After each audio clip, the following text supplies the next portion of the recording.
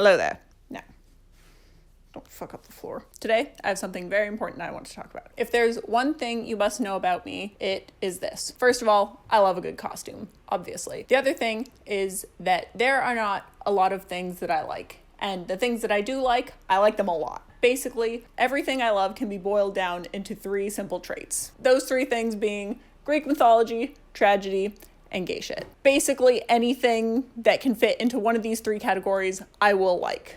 Something that I like most of all is the perfect encapsulation of all 3 of these things.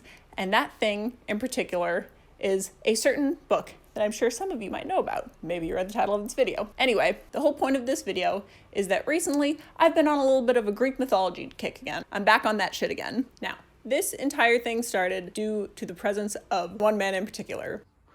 What you gonna do about it, champ? I recently found out about Epic the Musical, and it has just had a stranglehold on my brain. I've listened to that soundtrack, and only that soundtrack, for the past 2 months straight, and I could go on forever. Wisdom Saga comes out in 1 week, and I am losing my mind, and I have a lot of energy, and I have to put it somewhere. Because I've been on this Greek mythology kick, I have recommended some books for my friends to read that are all, of course, Greek mythology. One of my friends took me up on that recommendation and finally read Circe by Madeline Miller. Of course, the next step after she's eased into tragedy and heartbreak is to recommend the just hellscape that is Song of Achilles. And let me tell you, I don't think it's going over well. Now, just because I have the vocabulary elegance of a roadkill possum, that does not mean that my recommendations should not go unnoticed. So I am doing the only thing I know how to do, and that's create a PowerPoint about it. Will she ever see this PowerPoint? Absolutely not. This is exactly the sort of shit that my friends think I get up to in my free time.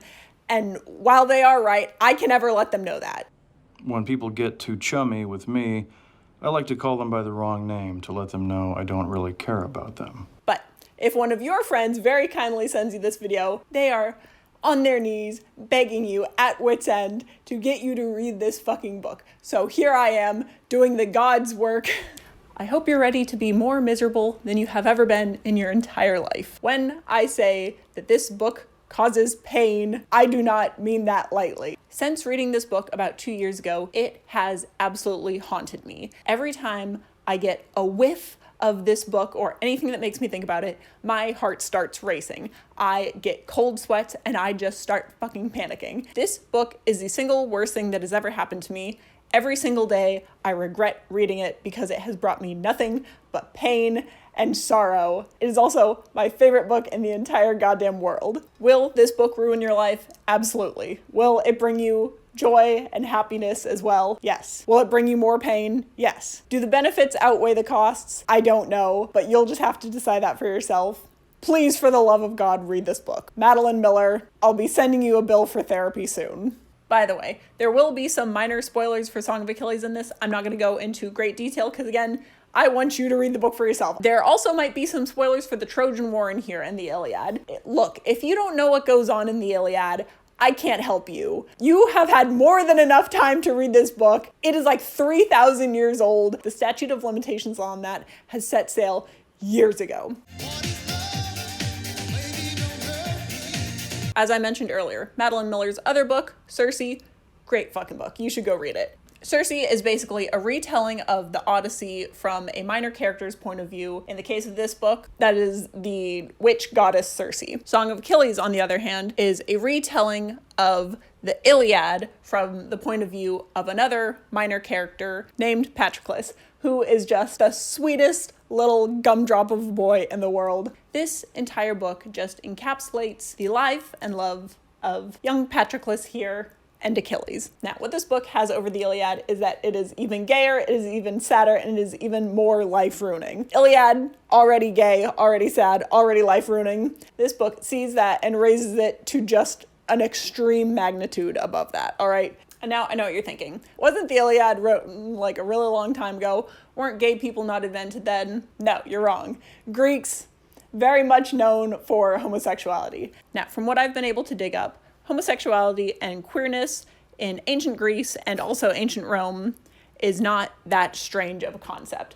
They really did not have the ideas of sexuality that we currently have in this modern age. It was more of a have sex with anything beautiful that moves. Now, that being said, it was not a total gay paradise.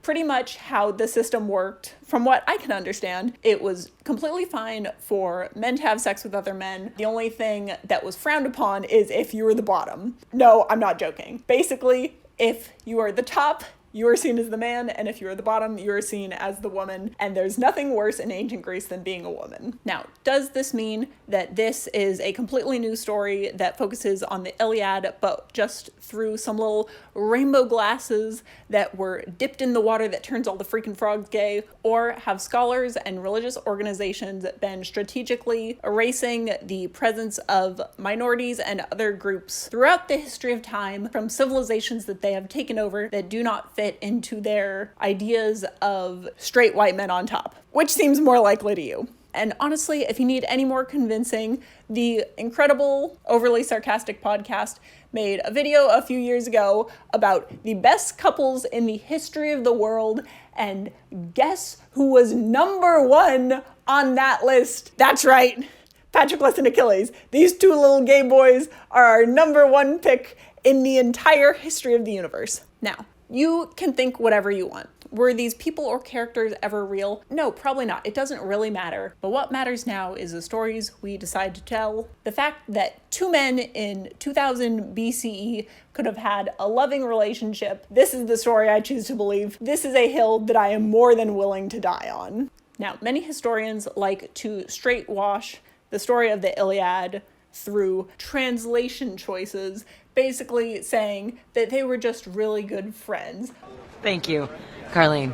Your entire life is garbage. Quite frankly, I don't believe it. All right, the entire story of the Iliad hinges on these two being in love. Now, one such group of people who did not buy into the concept of Achilles and Patroclus being lovers is, of course, the screenwriters and directors of the 2004 movie Troy, starring Brad Pitt. Have I ever seen this movie? No, because I do not like Brad Pitt. Quite frankly, with the place I'm at now, just knees deep in the gay lore of the Iliad, I do not want to watch this movie because of how straight it is. You want to know how they solve the problem of certain incidences occurring and the supposed love that Achilles and Patroclus had for each other? They made them cousins.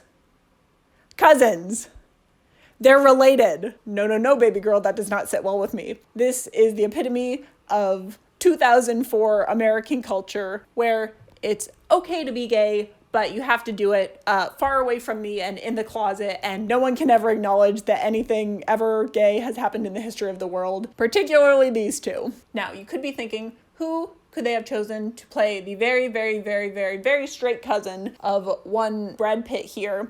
And you want to know the best idea they could come up with? This guy. This is Patroclus. This is the gayest motherfucker I've ever seen in my life. There is like not 1 ounce of heterosexuality in this man. Whoever did like the costume, hair, and makeup, like they're on our side. Now, after having to look up this movie, I must admit I do kind of want to watch it. Why do I want to watch it? Solely for the fact that 2004 Orlando Bloom is in this movie. The height of Legolas, William, I Love Elizabeth Swan Turner. He is in this movie as, I'm assuming, Paris, because that's got to be Helen, and also archery. But if someone had told me that 2004 Orlando Bloom was in this movie, I would have watched it like straight out the womb. Now, despite what these screenwriters think, quite frankly, they're wrong about the entire relationship between these two. Achilles and Patroclus are so well known as a couple throughout history that their relationship itself has its own Wikipedia page discussing the manner of their relationship. Again, since this is Wikipedia,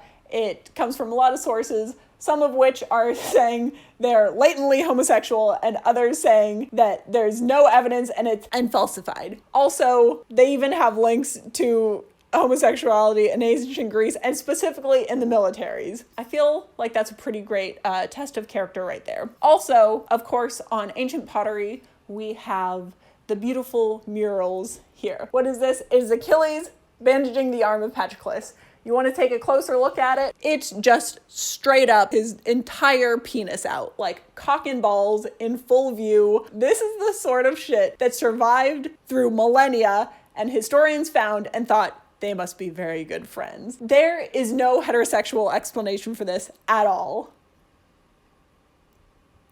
Oh my God, what is that?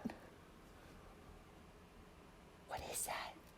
Oh no, what is that? That's not a foot. Someone explain to me what this is. I've been too distracted by the penis and testicles on display that I have not noticed whatever is going on with their feet. Oh God, there's another one. This is so upsetting for so many reasons, and I don't wanna look at it. We're getting out of here. No. It won't leave! Griggs, guess what happens next? Now, as I mentioned before, while I would say a good half of the Song of Achilles takes place before the Trojan War, the real meaty, juicy bits, the stuff that makes you want to just die inside, that all takes place during the events of the Trojan War. Now, the Trojan War all starts off because our three main goddess girlies up here, Athena, Ace Icon, Aphrodite, goddess of love, and Hera, queen of the queens, they all inexplicably get into a contest of who is the most beautiful. Truly, the gods are fighting about who is the hottest. Tell me I'm pretty! To get an impartial opinion on this matter, they recruit Paris, the Prince of Troy, to basically settle this argument for them. Paris is one of the main princes of Troy. Now, he has a brother named Hector. Don't worry about it, it's fine. He also has like 50 other brothers because the king of Troy really takes after Zeus and just does not know how to stop his penis. Hector and Paris are the main ones that you need to know about. Now, all three of these lovely ladies, they are trying to schmooze up to Paris. Aphrodite tells him, if you pick me, you will get to marry the most beautiful woman in the world, whoever you want to marry. And he says, done, you're the hottest. Debate over. I want to marry Helen of Troy.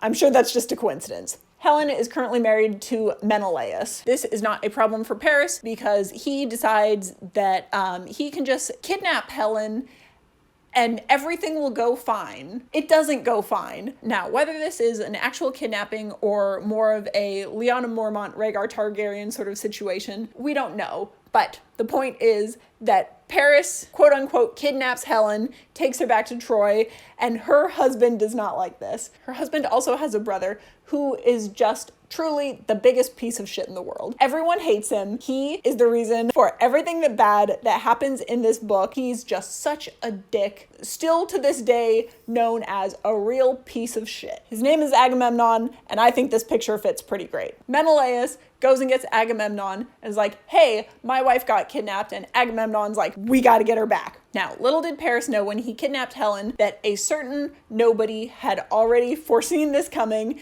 and kind of built in a little safety net. This certain nobody basically gathered up every man in Greece years before and had them all pledge their fealty to Helen and say that they would protect her with their lives, that if hypothetically anything were to ever happen to Helen, that they would all go to war for her and like defend her honor. That nobody is none other than Mr. Life on a Boat, Mr. Wooden Horse, Mr. I love my wife Penelope more than life itself, Odysseus of Ithaca. This little smartass just gets everyone in a bind, and now that Helen has been kidnapped, they all have to dig up their shit and go get her back. So what do? Menelaus, Agamemnon, and Odysseus, they go and they round up every single heterosexual man in Greece. They build an army, including these two little lovebirds, and they march their asses on down to Troy. Now, when they get to Troy, things don't go great. They are there for 9 years,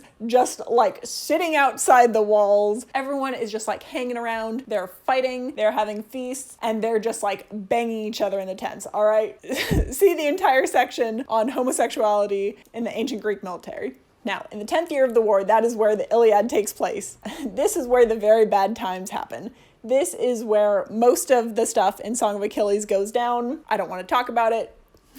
Long story short, after the events of the Iliad is when good old Odie over here creates his idea for the wooden horse. They sneak their way into Troy, they sack the city, killing children as you do, and the Greeks finally win the Trojan War. All it took was 10 years, countless lives, and just immeasurable amounts of pain. Now, after their war is finally over, they're all free to go home to their loving wives and families. It's an easy journey home. They're there in no time, and they all live happily ever after. Yeah, those two are fucked. Hello, my name is Odysseus. I have found myself in the underworld, and I am now contemplating how I'm going to get out of this situation. Now, after the glowing review that I have already given, why would you want to read Song of Achilles? Achilles comes down, won't say get up off the roof. Gonna be honest with you, you're gonna have a bad time. All of the compilations of people crying on TikTok, they were not exaggerating. I have never felt so much emotional pain in my life. Okay, fine, it got me too. What the fuck? I really didn't anticipate that I'd just be like this.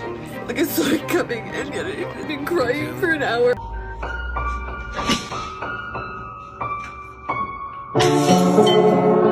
This book will make you suffer and you will be happy about it. I cannot explain it, but it happens. Look, I truly am not a crier. I am not an emotional person. And this book had me fucking sobbing for hours.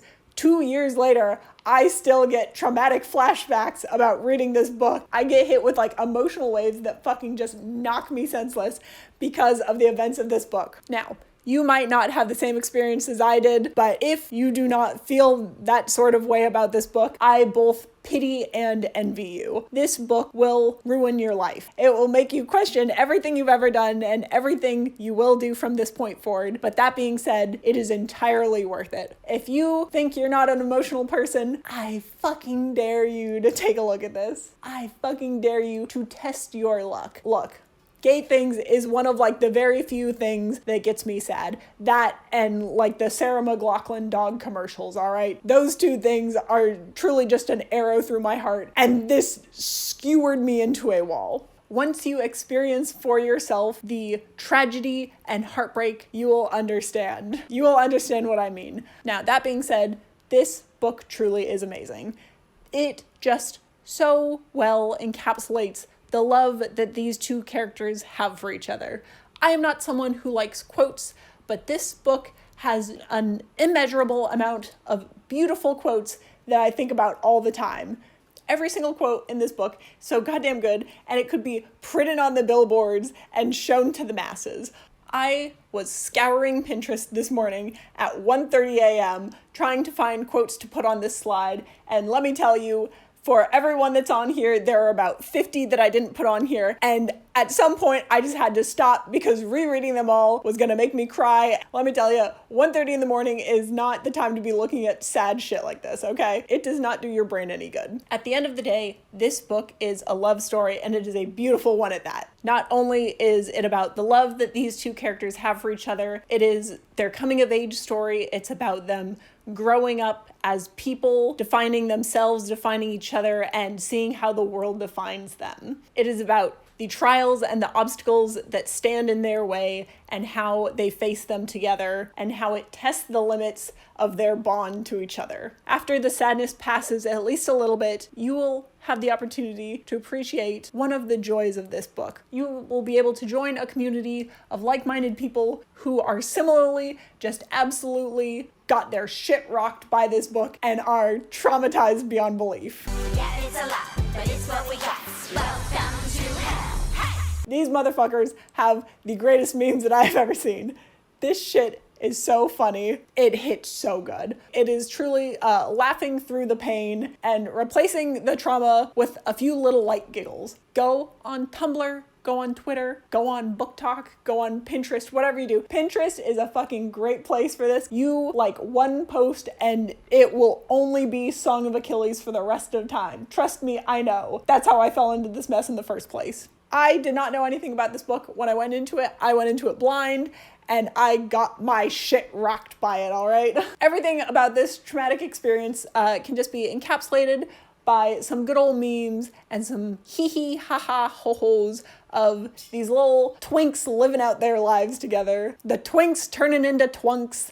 You know about thwomps, but did you know that there are thwimps?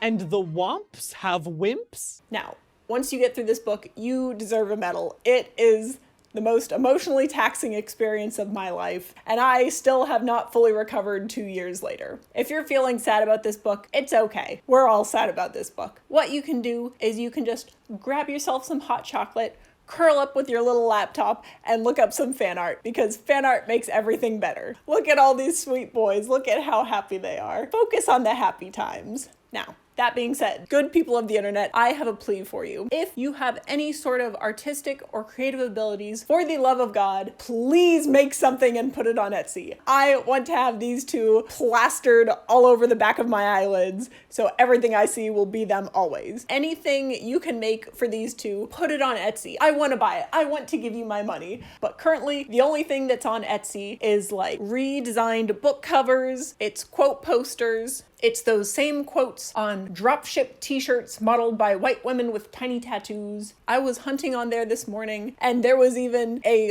book club kit where you could buy water bottle sleeves for this. Yes, they were selling PDF documents of little water bottle designs that you could print out, stick on disposable water bottles, and then throw them away 2 seconds later. Look, no offense to the people who are selling those things, except kind of the dropshippers. I don't like you.